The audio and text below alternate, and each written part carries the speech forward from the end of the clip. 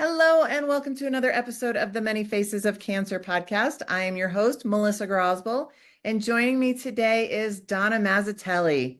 Donna is the founder of Writing with Donna.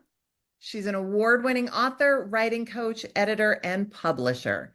As of 2024, she has worked with more than 100 authors to birth their books into the world. Through her hybrid indie publishing company, Mary Dissonance Press, she has published 26 books and accumulated more than 50 awards to date.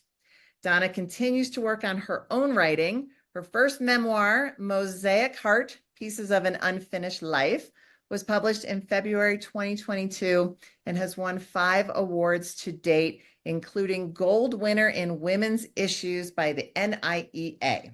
And she is already at work on her second memoir, Madonna Blue Heart. So welcome to the show, Donna. Thanks, Melissa. It's good to be here. Thank you for having me. It's good to be here with you. And for those of you who have been following the podcast, this is one of the interviews that we're doing for the second time because the first time it didn't work. So thank you for agreeing to come back on and redo it. You're really appreciate it. You're welcome. Well, thank you for asking me to do it. So I appreciate it. So, your story is so powerful that I didn't want it to get lost, and I wanted to make sure that people had the chance to hear it. And before we get started, I just want to say that I have Donna to thank for the actual name of this podcast. We were on a walk last year and we were talking about it, and she just came up with, hey, the Many Faces of Cancer. And I said, oh my gosh, that's perfect. Can I borrow that? And you said, you can have it. It's yours. So absolutely. It wasn't meant for me. It was yours. That seems to be one of areas where I struggle, is coming up with names for things. So you were able to do that for me, and I love it. I absolutely love it. That was perfect for what we're doing. It's a beautiful. It works really well for what you're doing. Yes, it's just beautiful. So well, thank you. Yeah. All right. So let's get started. So I want you to take me back to when you were first diagnosed. Where were you? What was going on in your life when you got that initial diagnosis? Yeah. So that was back in 2007. So a long time ago now.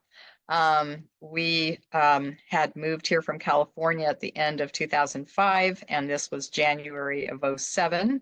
So it was time for my annual, and I was seeing a new doctor for the first time. So, I got checked before I left home, and so this was time to establish care with somebody, and then, have an initial, checkup and all that. And as she did a breast exam, she found something that was suspicious. And so, something that she wanted to get it checked out, as she said, I just want to have this checked. So anyway, that turned into that I went and had an ultrasound, and then ultimately had a biopsy, and it turned out that, it was a malignancy, and so needed to do something about it. So, so that was, so breast cancer, that was, what it was. I can't give you the specifics of what kind now. It's been a long time, but it turned out to be stage 1, grade 1. I can tell you that. Okay. So, and were you given a couple of different options for treatment, or did they kind of have a specific protocol they wanted you to do?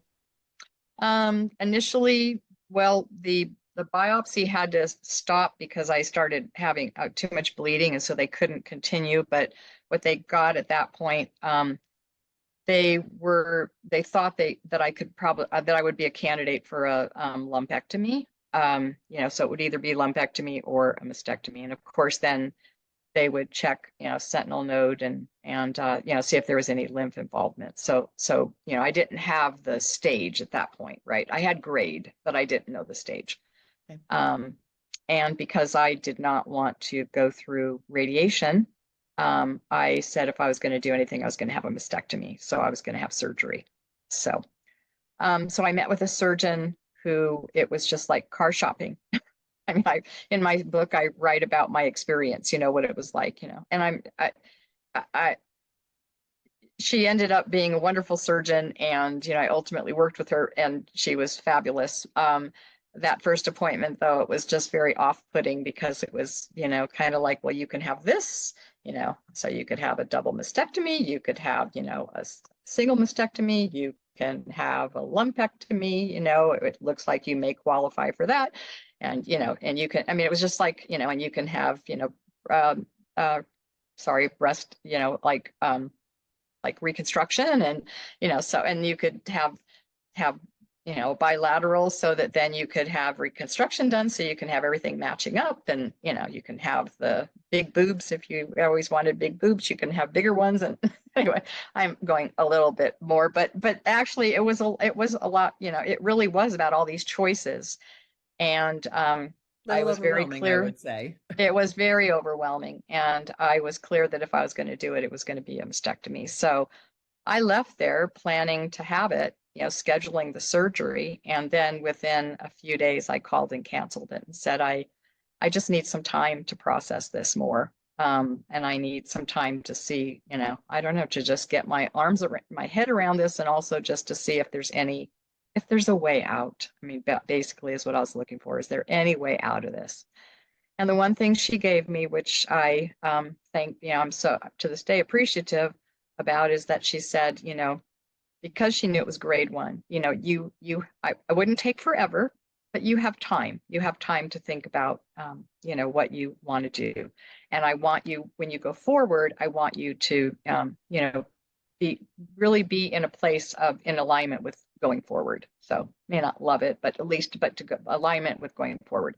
So that was the Wow. greatest gift she could have given me. Yeah, it was. I don't hear that very often. That's Mm-mm. normally, and I've said this many times before, I do not medical bash, and I'm very grateful for our doctors, but most of the time it's, all right, we got to do this now. And I don't know if it's their fear of, it continuing to grow and then causing more issues, or if it's they just want to get you on the protocol before you have time, while you're still in this fear, before you have time to change your mind. So the fact that she actually gave you that time was wow, that's truly a It gift. was a great gift. It really was. Yeah. So Obviously you ended of up course going I went pre 4 months too. Yeah, Yeah. So how many months? I'm I sorry. did. Yes. 4 months. Yes. Okay. So yeah, 4 months of, just looking for alternatives, just seeing if there was anything that I could do that would, would avoid, so I could avoid surgery even.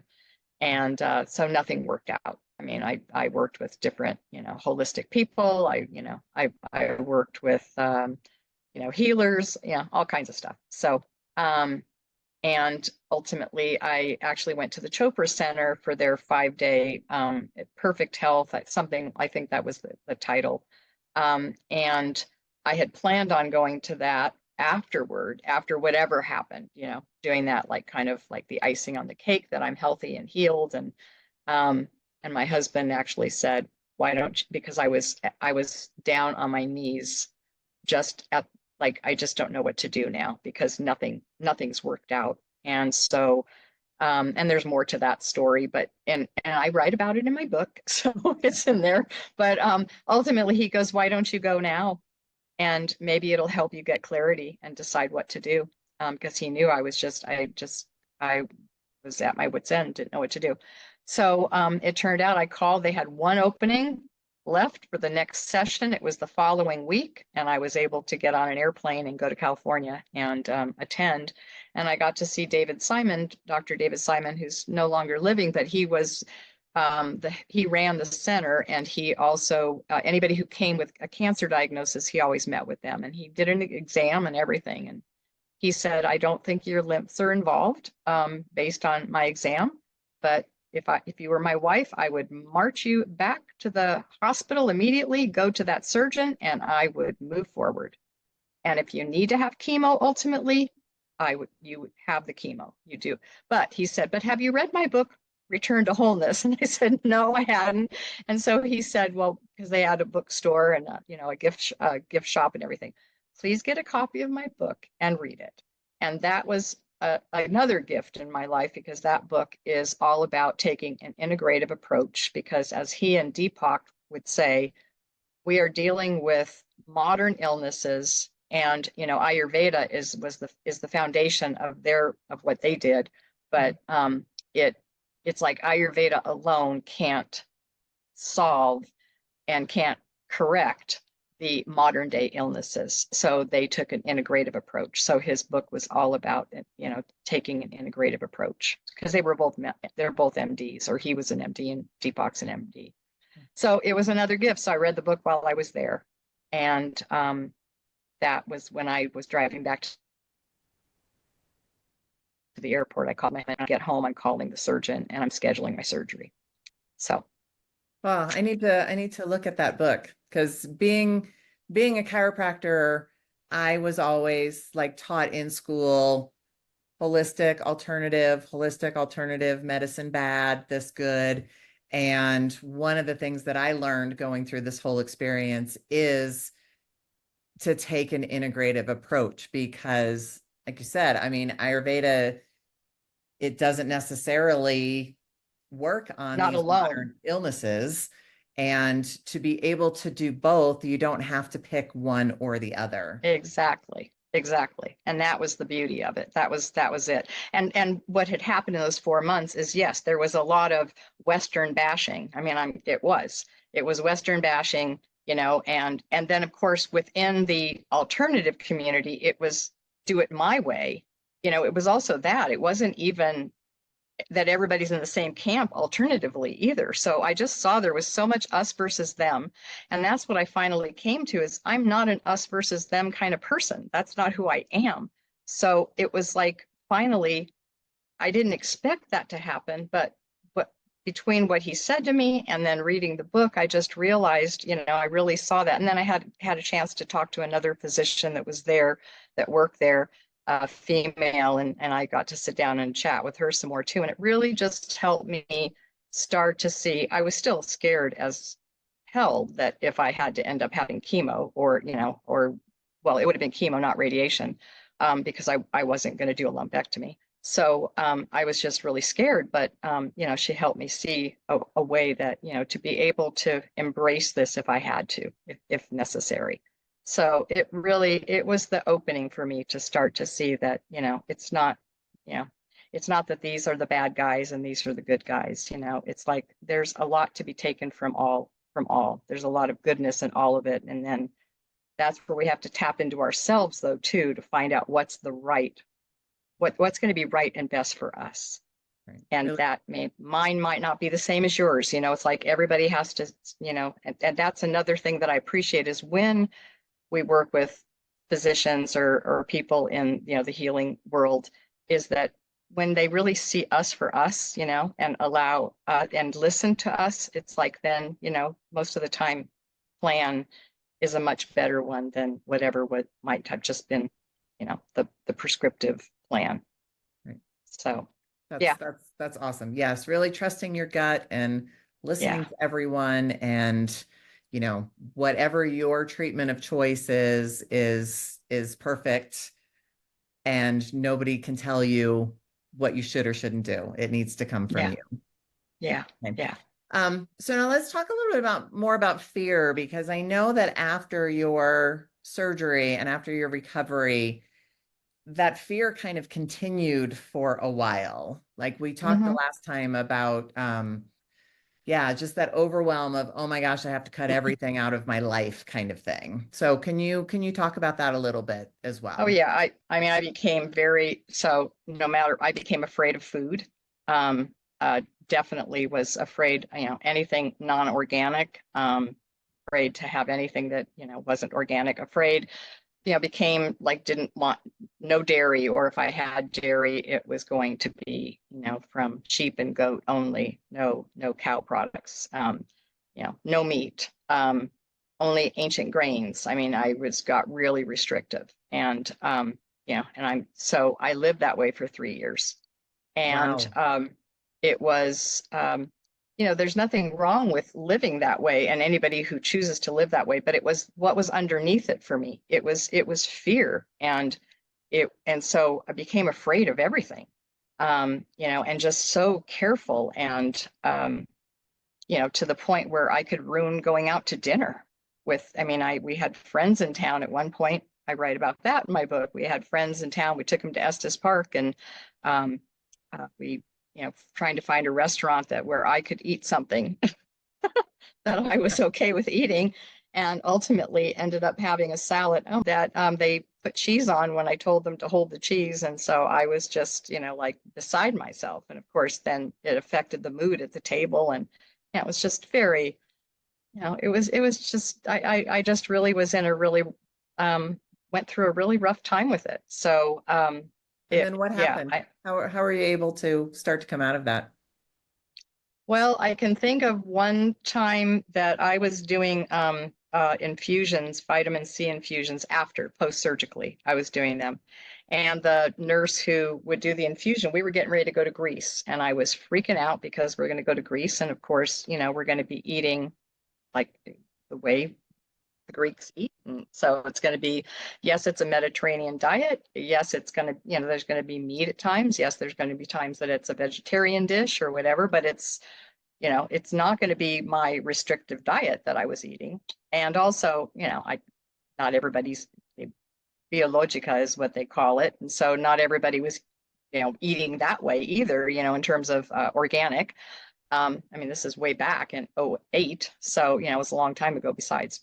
But she's then took me through kind of a visualization. She was talking to me, but it really was like a with eyes open, a visualization to consider, the to before I would sit to eat, to think about where the food was grown, how it was grown, what came in to the sunlight, the soil, the water, whether it was animals or plants, everything that went into it. And then of course the prep and what went into the prep because in Greece is my husband's family. So, our family would have prepared it with love, of course. So it's like, thinking about how it was prepared with love, and of course to show us how happy they were that we were there, and how grateful they were for us to come. So she just took me through this whole thing of, like, again, taking it into your body in a different, like with a different mindset.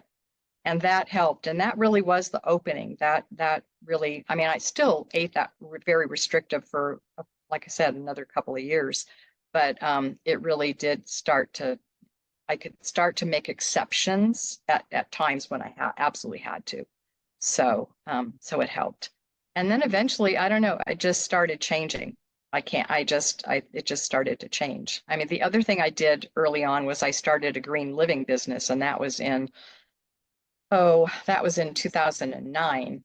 So I still was just a couple years out, and I was, it was all about the environment and, of course, everything we ingest, everything we put on our bodies, everything in our households, everything outside, what are we doing to the planet? I mean, it was, I just like, oh my gosh, I was researching everything, creating classes about everything, and taking people on setting up a shopping experience to take people shopping and how to read labels. And so at the end of a year, I'd had less than 5 clients.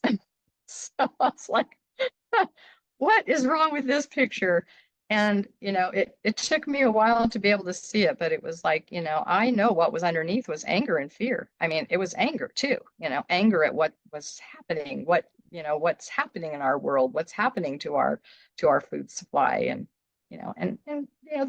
there are issues. I mean, I'm not going to deny there aren't, but living from and trying to get people on board when underneath what's going on for me is the motivation is, steeped in this anger and fear. I think that people felt it in some way. I kind of, I was also at a time when it was still pretty early on. I mean, believe it or not, even though, it doesn't seem like it should have been by '09, but it still was. The non-GMO label was just coming out. It hadn't even, gotten on products yet. So it was like, it was early. It was, early in more of the labeling. I mean, the organic label was around, but anyway, but I just started an early adopter of all of yeah, that. And yeah, and I mean, I think honestly, I think when we come from a place of fear or desperation, people can sense that. And absolutely. versus coming from a place of of love, and there is so much overwhelm, and I didn't quite go to the same extreme that you did, but after my diagnosis, like I just cut out everything. I mean, I kept eating meat, but I cut out sugar and I cut out alcohol and I cut out gluten and and all the things. And I'm now, the more people that I talk to, it's like you can do everything right and still get cancer. Absolutely. You can do everything wrong and never get cancer. And Absolutely. I don't want to say it's a roll of the dice because I don't. I mean, there are things that you can do to help. Like the healthier you can be, obviously the better it's going to be. Um, but to just, I don't know, to go overboard. And I still eat very cleanly, but I mean, I'll have dessert now if I go out to dinner, or if I have, Mhm. friends over for dinner and they bring dessert, like I'm going to have a couple of bites. Yeah. I'm not going to eat the whole cake, but I will have, 4 or 5 bites of it. So, um, yeah, it's very challenging when you go through something life-changing like this to Right. what do you do and how do you talk to other people about what you're doing? And yeah, it can be very overwhelming. Well, even exactly, and even the concept of something of good and bad, it's like that can really, cause us harm too. Just having that, having our mindset be in that kind of polarized place of, that this is good and this is bad. It's like it just, yeah. And I think there are so many factors that go into disease and illnesses, and we are learning more and more, but at the same time there's so much that we don't know. There's so much we don't understand. I mean, it's just like we don't still know the capacity of our brains. It's like there's so much that is still so beyond what we can scientifically analyze and document. And so I just think that there's a part of, um, again, there's just something where we have to give ourselves more grace and and be kind to ourselves, be kind, because I became very punitive toward myself, and that didn't serve me well in the long run. So yeah, And we yeah. still have to live, and we still have to And we have to enjoy life. live. Like, what's the point of Well, going through all exactly. these treatments to survive if you're going to be miserable because of all of the restrictions that you put Exactly. upon yourself? Yeah. Okay. Exactly. Exactly. All the joy was gone for sure for a period of Right. time. Right. Yeah.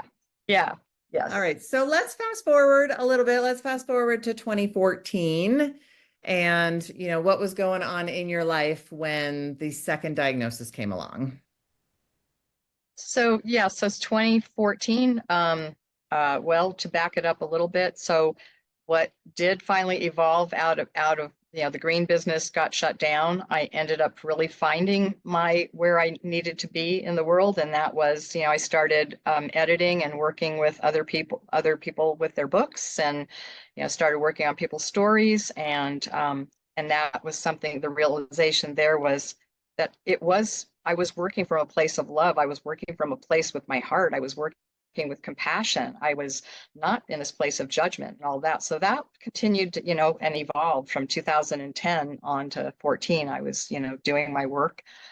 In my personal life, we had been through a lot. And so my husband and I had lived separated for a year and a half. And then, and again, I tell all about this in my book, but so not to give it all Get the away, book. but yeah, so get the book. But ultimately, oh, well, I'll add this. So ultimately on February 13th, by then we had come back together. We had already been living together in the same house, but we recommitted to each other and wrote a commitment letter and signed it. And then I had an appointment. I had been having health issues from the fall that I had been told in November, probably it was hemorrhoids.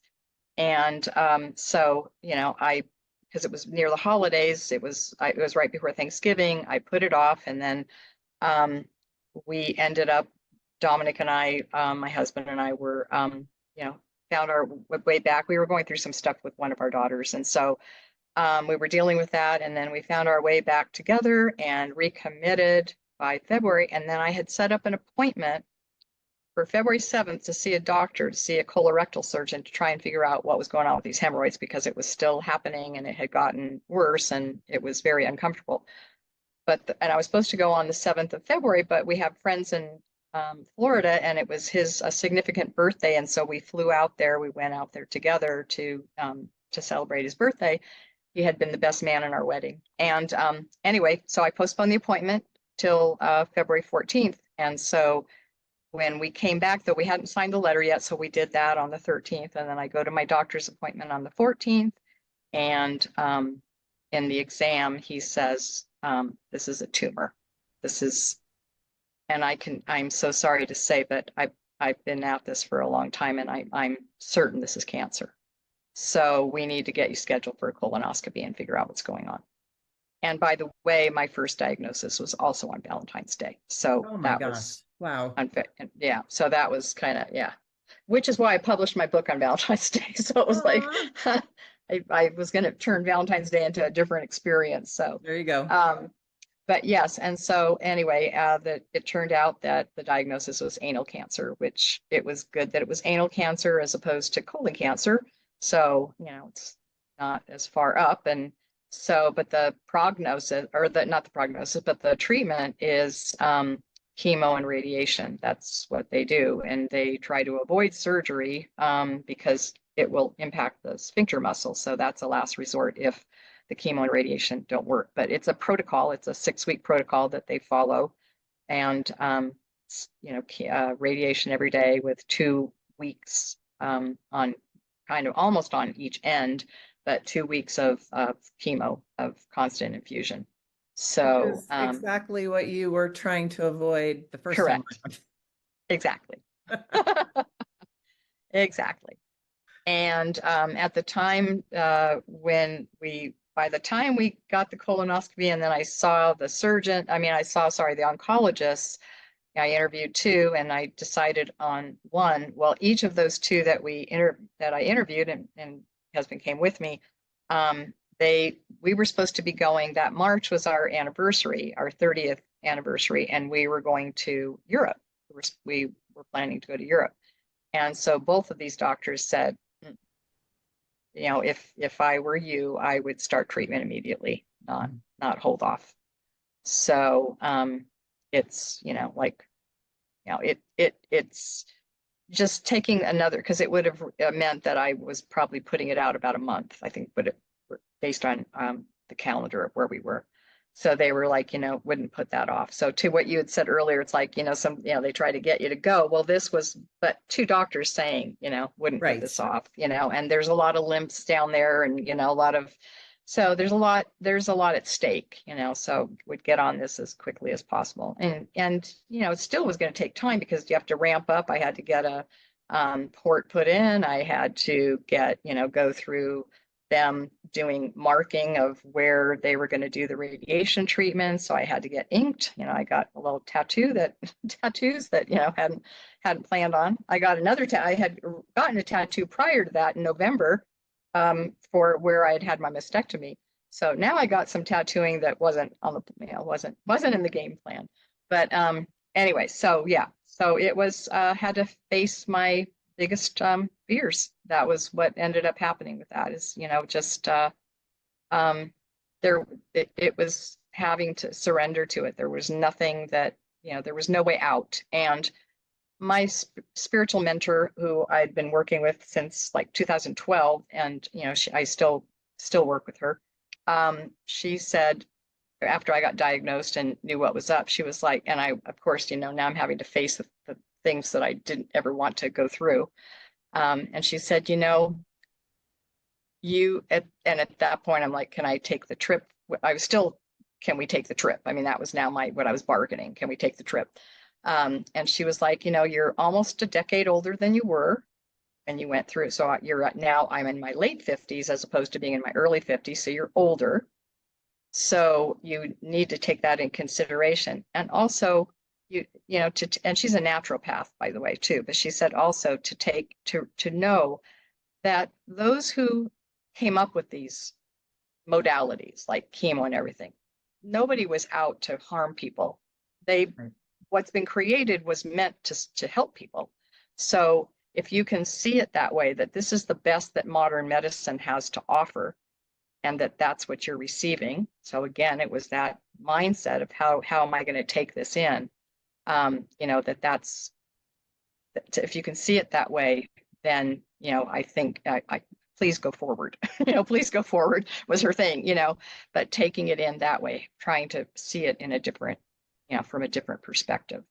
So Well, and from yeah, a like a horrible analogy perspective, I kind of look at it as, you know, when seatbelts were invented for cars, seatbelts reduce death, but they also can increase yep, injury. Same thing with correct. airbags. And I think that these, you know, I mean, doctors and researchers, they're looking at what's going to save your life. And if you have to go through a few months of not so much fun to Right. have another 30 years of life, like you know, you weigh the risk benefit kind of thing. Absolutely. Absolutely. Yeah. So yeah, so there was no question this time. There was, you know, the only bargaining I tried for was the trip to Europe, and then let that go. Yeah. It was like, yeah, no, gonna go ahead. So the word of the day, the word of the week, the month was, and the months to follow was surrender. I was like, gotta surrender to this process and to what is going to save my life. Yes. And prevent things from escalating. And have you So been able to carry that forward? I know surrender is very challenging for people, especially control freaks like me. But I keep hearing how beneficial it is to your mental health as well as just the path of life to be able to do that. you know, it is, I think, going to be part of my life's work for the rest of my life. But yes, do I hang on as tight as I used to?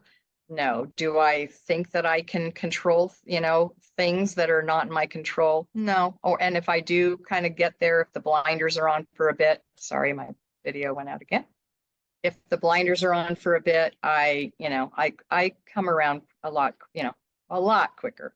So, you know, it did happen. It has it has stuck. But yeah, am I perfect at it? No, absolutely not. You know, when it comes to my girls and, you know, my daughters and or my grandson and something's going on, it's like, you know, definitely want to get in there and fix it. But then it's like, is this mine to fix? Is it is it my responsibility? Is it, you know, is it my duty? Is it you know, is what I need to do really to allow, you know, others to manage whatever. So, you know, I do a lot more of that today, you know, of allowing. So, So it seems like your cancer journey has been a lot of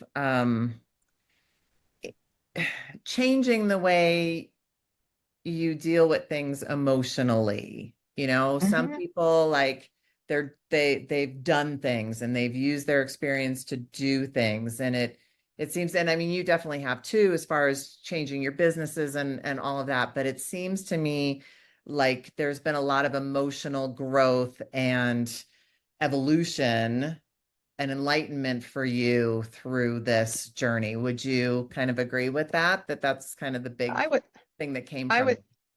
I would say so. And I think that my work, it has actually, you know, take my, you know, I feel like my life's purpose, you know, at this point, I mean, it's not my, you know, there have been many purposes along the way, right? But I feel like where I'm at and where I've been at for a while is really to help others tell their stories and to be, I can be with painful stories. I can have compassion for people, and I can even work on manuscripts where someone maybe is still working through stuff and it's very clear in their book that in what they've written that they're kind of still stuck. And I can, you know, I mean, I've been told that I'm like a therapist, and I've been told that like I can remember one lady who said, gosh, you ask me questions and you put out, you know, thoughts for me to consider that my therapist never even, you know, took me to. So it's like I think that that's part of because of what I've been through, what I've experienced, and what my own, you know, my own internal process. And of course, it's and when I ever bring anything up, it's never from a place of judgment. I mean, I really try, I really do come from this place of having compassion, but at least to let someone know, sometimes if you're really stuck in something, is it you, if you want to acknowledge that in your story, that you're stuck and you're still here, for instance, having, holding on to anger about someone, maybe your parents or a parent, um, or a sibling, or, something that's happened in their life, an abuser. I mean, it's like, having that anger and still being there. I would never tell someone, well, you can't admit that, but it's like, then let's make sure that we talk about it in here so that it's acknowledged, and the reader is going to be able to go, okay, I can see why, I can see that you're still there, and I can understand why, and I can be with you here. So, and then Okay, don't sometimes worry about it. sometimes through the process of that, somebody, depending on what it is, somebody is able to maybe even work through something more and then be able to write about it. So it's pretty cool what I get to do. So, and I think that's because of what I've lived. I do believe that that's why. So, Well, and yeah, you can really see now, and this is a beautiful example of the difference between coming from a place of fear versus coming from a place of love, and how one was very unsuccessful for you and the other one has been just wildly successful, just changing that, state of being. absolutely, absolutely. I mean, one of the things I talked about in the book was I came up with the acronym EGG. Well, I didn't realize the acronym was there until after, but I came up with this phrase. It was in my journaling during when I was going through treatment during the second time when I was going through treatment. Ease, grace, and gratitude. And it was like having ease in what I was going through, having grace for, for myself and for all those who were there helping me, and having gratitude for the whole experience, including the experience of cancer, realizing that that tumor inside of me, I didn't hate it. I didn't want to fight it because it was a part of me. I mean, it was cells that went crazy, but they went wild, but at the same time, they were part of me. They were a part of my body. And so, they had been already, and of course, then they grew, in a crazy, what destructive way, or potentially destructive. But even having gratitude for that because of all that, I was coming to as a result of what I was going through. So, and then I realized that ease, grace, and gratitude, it was egg. I mean, it was like an egg. And so then what's an egg? An egg is about new birth. It's about resurrection. It's about new life. It's, it's about hope and promise. And so, so that became part of my awareness as I was, finishing up treatment and going through it. It was, anyway, just, and so that has stuck with me. And that's what a lot of times I'll use that as my mantra. Even when I'm working with clients, and something's challenging, it's like ease, grace, and gratitude. How can I bring those into this, working with them and helping them with their writing. Oh So, my gosh, and yeah, that is beautiful. I love and with that. my family too. Not, they would tell you that no, I don't probably do it enough with my family, but because I'm no saint. None of us are. Uh, so anyway, We all have but I those tried. moments, those wall kicking moments. I last, like, a couple weeks ago, so instead of doing an interview because I didn't have one, I did a solo episode, and the episode was "It's okay to not be okay." And Mhm. sometimes you're just not going to be okay, especially going through cancer. Absolutely. And to accept that, like, I love how you talked about, kind of accepting even tumors because they are a part of you, just accepting that you're not going to be perfect all the time and things happen, and it's okay. You don't have to be okay all the time. Right. The people around us may not love when we're not okay, but hey, we're not perfect, and we just need to give ourselves the grace when we Exactly. have those moments and know that they will pass. Exactly. Exactly. And I think also letting people help us sometimes when realizing that we don't have to go anything alone, we really don't. And that there are people who really do love and care for us, care about us, and care what happens to us. And so leaning into that at times, because I used to be somebody who felt like, it was all on me and up to me. I mean, the martyr, role was, like going strong. But, it's like, no, I don't have to go it alone. I'm not supposed to go it alone. I wasn't, and no one's told me to go it alone or asked me to go it alone. Right. So, allowing help. And I can say that when I went through treatment the second time, oh my gosh, I mean, I'm so grateful that my husband would have helped me no matter back together, but to go through it knowing that we were together, made it all that much better and easier for me to accept his help. And believe me, I needed his help every day. There was just no way, not to, including the day that I, started crying and said, I can't go on because the pain was so bad. And it was like, I can't do it anymore. Can't go on. It was like, I mean, that was one moment, I don't remember having that moment any other time, no matter what was going on, but I did. And, he was there and, he helped me through it. So it's like, I think that's an important part too, is to, there are certain people maybe you're not going to lean into. I mean, there are certain people that aren't necessarily going to be of help, but the people that you trust, that really do, have your back, or, are just going to love you unconditionally and be there and listen and do and, whatever. It's like allow them in, because it's good for all of us when we do that. Oh, I love that. That is perfect. I think that's the perfect way to close up. Ease, grace, and gratitude, and lean on those people who are in your life when you need it. That's exactly beautiful. Could I read one little piece before we hang up, before Of we course, end this? absolutely. Okay. So the very last piece in the book is piece that it's sandwiched with a piece at the beginning, but I'm just going to read the last piece because I read this for everybody who's watching to know that this message was not just for me. This message is for all of us, no matter what's going on in our lives. So Panther is important in my story, was significant. So the final piece starts with Panther. Panther returned under the full moon of a warm July night. You have listened well. You are stronger than you think.